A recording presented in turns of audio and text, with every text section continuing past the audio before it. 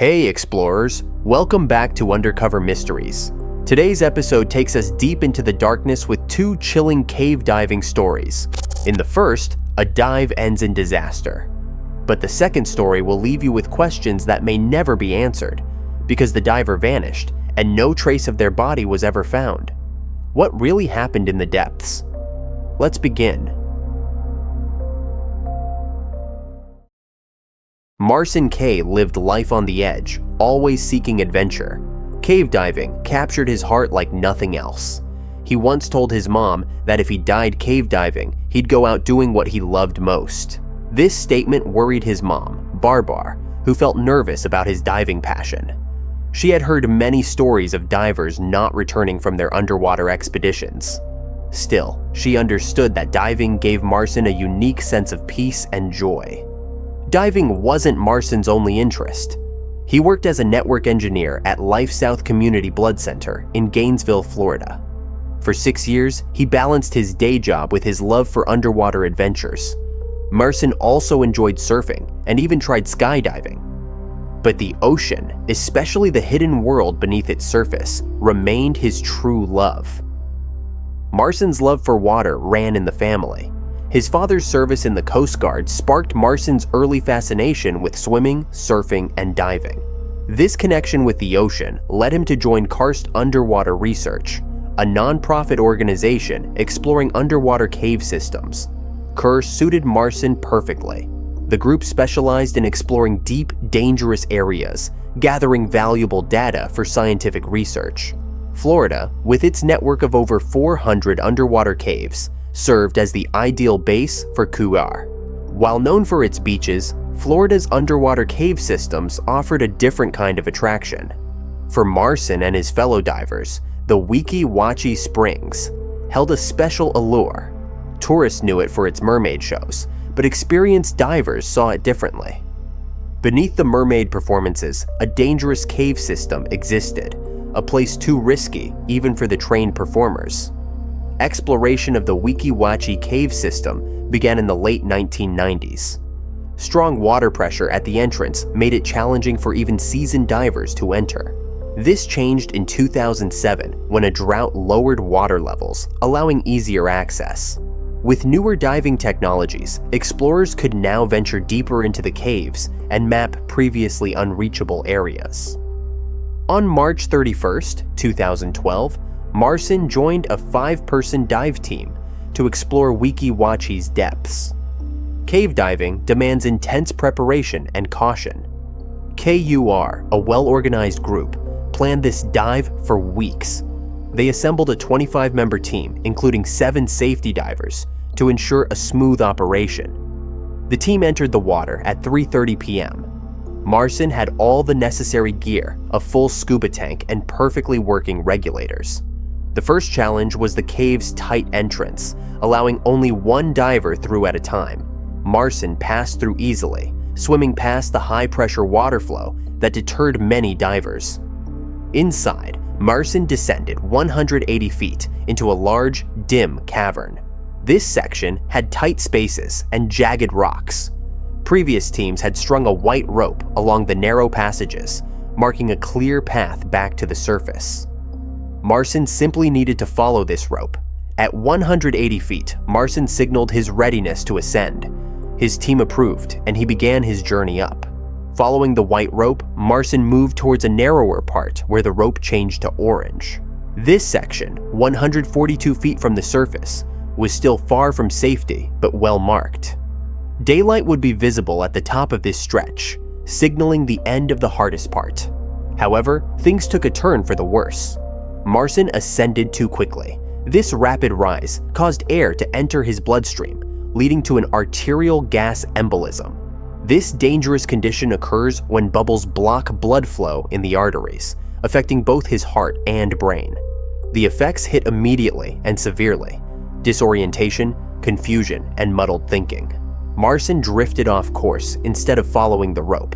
In his confused state, he swam into a tighter, more dangerous part of the cavern, just 100 feet from the surface. The space was too narrow for maneuvering, and his condition worsened.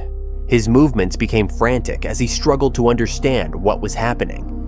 The situation turned critical quickly. Marson's disorientation increased, making it harder for him to navigate the tight space. His breathing became labored and panic set in.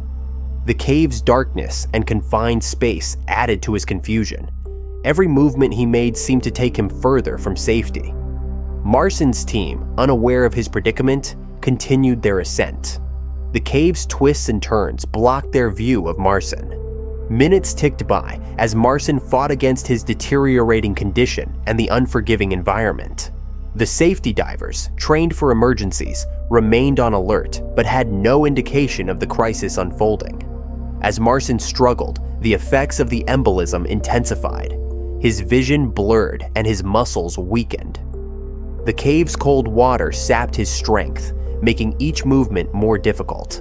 Time was running out, and Marson's chances of survival diminished with each passing second. Nearby, safety divers noticed something amiss. They swiftly moved to assist Marson, but the tight space hindered even the most skilled divers. Their attempts to free him from the narrow crevice proved futile. Light signals and touch failed to elicit a response from the disoriented Marson. Realizing their limitations, the safety team surfaced to alert rescue divers. The rescue team quickly descended, fully equipped to extract Marson. Tragically, upon reaching him, they found Marson unconscious, his regulator dislodged and mask pushed up. The rescue divers found no signs of life. Marson's heart had stopped due to the embolism. Retrieving his body from the confined space posed a significant challenge. His gear complicated the extraction, forcing rescuers to cut through his equipment. At 4:47 p.m., they finally brought Marson's body to the surface. His anxiously waiting teammates faced the harsh reality of losing one of their own. A thorough inspection revealed Marson's tank still contained ample air, and his equipment functioned properly. The cause of death was confirmed as arterial gas embolism. The reason for Marson's rapid ascent remained unclear. Some thought a startling event caused panic, while others considered it a rare lapse in judgment from an experienced diver. Regardless, Marson's final moments occurred in his beloved underwater realm, exploring hidden cave systems. Bill Gavin lived for underwater cave exploration. He mapped systems from Tallahassee to the Gulf of Mexico, opening new worlds for divers. Gavin's passion drove him to constantly innovate diving tech, making him a true pioneer. He had charted many caves, but Indian Springs called to him now, and this time he brought a partner. Gavin joined forces with Parker Turner, a Louisiana-born adventure seeker. Smart, funny, and a natural leader, Turner shared Gavin's love for diving. His family's Texas oil wealth gave him freedom to explore at will. Turner moved his family to Tallahassee, volunteering to teach diving at Florida State University. Though unpaid, he worked tirelessly to make diving safer. Turner's key contribution involved placing warning signs at dangerous cave points, saving many lives by keeping inexperienced divers from going too deep. Turner and Gavin formed the perfect team, setting their sights on Indian Springs. The surface looked peaceful, algae-covered waters with local kids enjoying YMCA-provided water slides and canoes. But beneath lay an unexplored world waiting for discovery. They planned a straightforward dive. They would enter the cave, descend to about 30 feet, explore for 45 minutes, then push deeper into uncharted areas. Their goal? Map new passageways and surface safely. The dive seemed manageable for experienced divers like Gavin and Turner. They possessed the knowledge, skills, and advanced equipment needed for such an adventure. Breathing gear in place and plan set, they plunged into Indian Springs depths. Cold, fresh water surrounded them as limestone walls guided them deeper.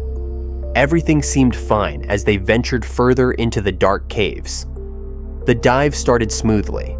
Gavin and Turner moved in sync, their lights piercing the darkness. They communicated through hand signals, pointing out interesting formations and potential leads. The water clarity allowed them to see far ahead, revealing the cave's beauty. As they reached their planned depth, Excitement built. They were about to enter unexplored territory. The cave seemed to open up before them, inviting them deeper. Gavin checked his gauges, ensuring they had enough air for the next phase. Turner took the lead, his powerful strokes propelling him forward.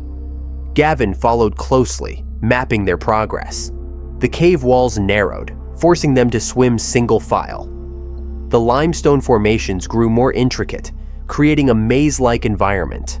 The support team began their climb as time ticked away. These divers had to help Gavin and Turner on their return. They needed to decompress, a process that safely reduced the pressure on their bodies from being underwater.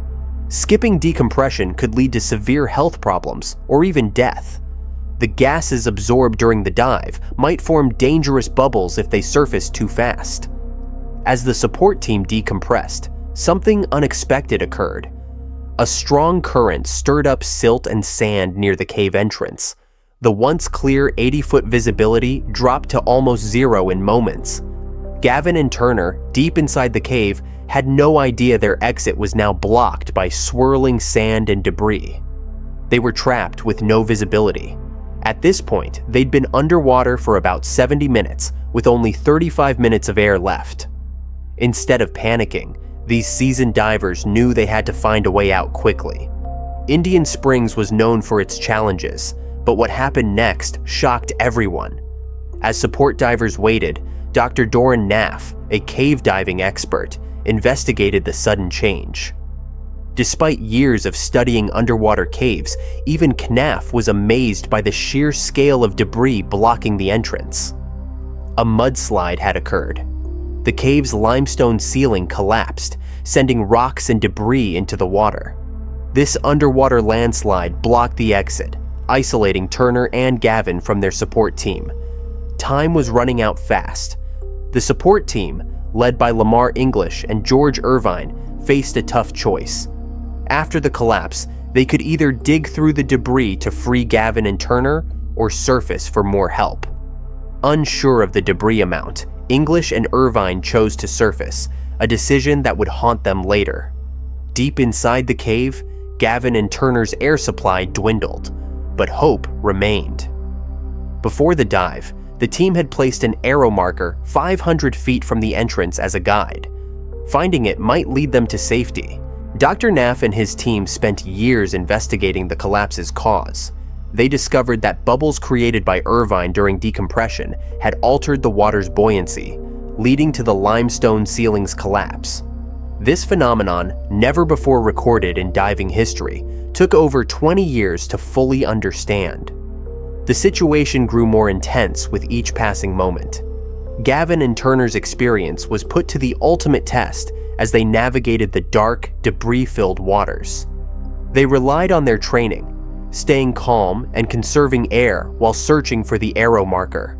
The support team on the surface scrambled to organize a rescue effort.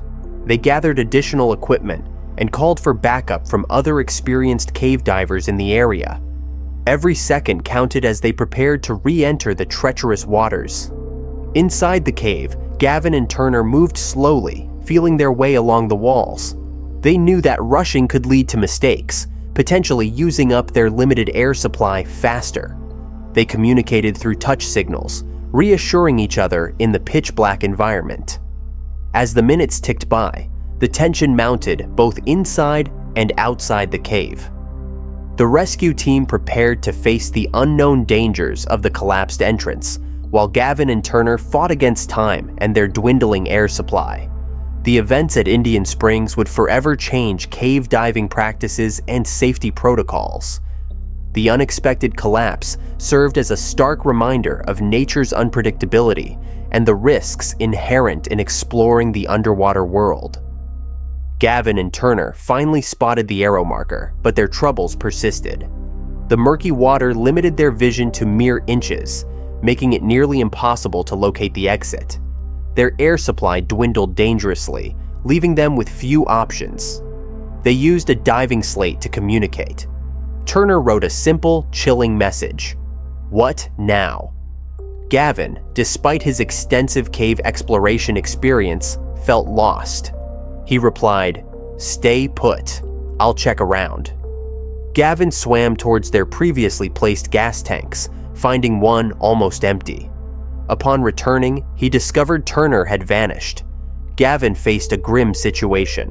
Alone, out of air, and without a clear exit path, he made a final desperate search. Miraculously, he found another line attached to the permanent cave line. Following it, he discovered a small opening that English and Irvine had overlooked. Squeezing through with his last breath, Gavin reached the decompression tanks. He had survived. Turner wasn't as fortunate. On November 17, 1991, Parker Turner, a man who had saved countless lives, lost his own in Indian Springs. Despite Gavin and the support team's efforts, they found Turner's body just 30 feet from potentially life-saving tanks. The diving community reeled from the tragedy. Some blamed Irvine for the collapse, while others suspected faulty equipment. Dr. Knaff's research eventually absolved Irvine. The disaster resulted from an unpredictable interaction between bubbles and buoyancy. Turner's death devastated the community, but his legacy endured. His contributions to cave diving safety and exploration remained etched in the minds of divers worldwide. Gavin continued his work, forever marked by the day Indian Springs claimed his friend. In the aftermath, the diving community rallied together. They reviewed and updated safety guidelines, improved equipment standards, and increased training requirements. Turner's experience and dedication to safety became a cornerstone of these new protocols. Gavin, deeply affected by the loss, became an advocate for cave diving